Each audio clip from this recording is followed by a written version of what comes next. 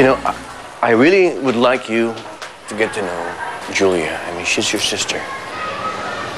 And that's my wish for you to get closer. And also, thank you, baby. Thank you for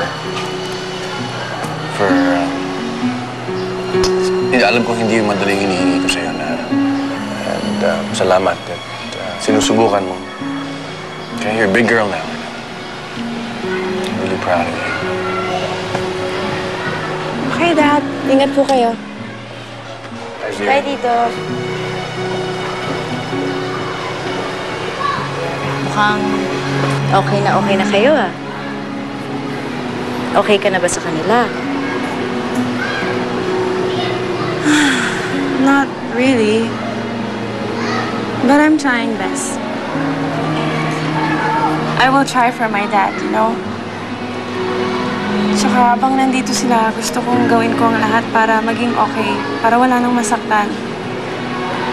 Alam mo kasi, last kanina dumating si Lola dito. Nakita niya sila Tita Sharon. Siyempre nagalit siya. Ayun tuloy, umuwi na may sama ng loob sa amin. Wala naman talaga akong pakiramdam sa nanay ko eh. Kaya alam ko nagtitiis doon dahil kay Julia eh. Kapatid mo ba talaga dahilan? O yung kapatid ng kapatid mo?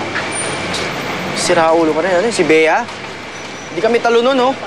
Bakit? Hindi naman kayo magkaano-ano. Isa pa. Maganda yun. Tsaka mukha pang mabait. Gago ka rin, no? Ano yan?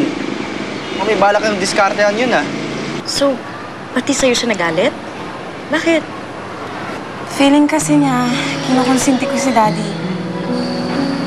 Hindi lang niya alam na parehas kaming naramdaman sa mga nangyayari ngayon. Bes, kailangan paliwanag ka. Tama din si Daddy. Galit pa si Lola, baka di siya makinig. Hintayin ko na lang yung tamang panahon para makapagpaliwanag ako sa kanya. Eh, bakit kasi siya nagpunta dito? Bakit? Kasama ba? Gwapo naman ako, ah.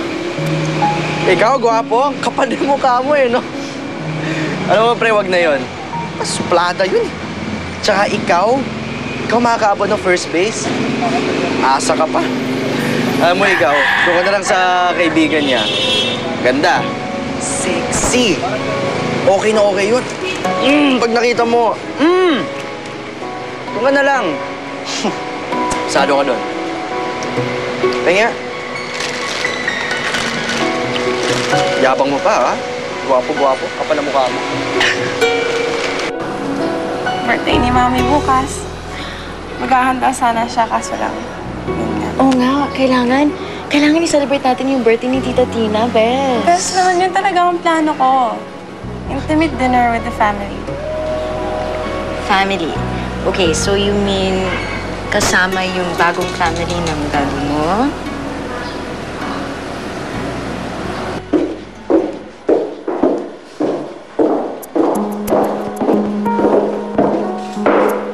Kasado na tayo para bukas, Mami.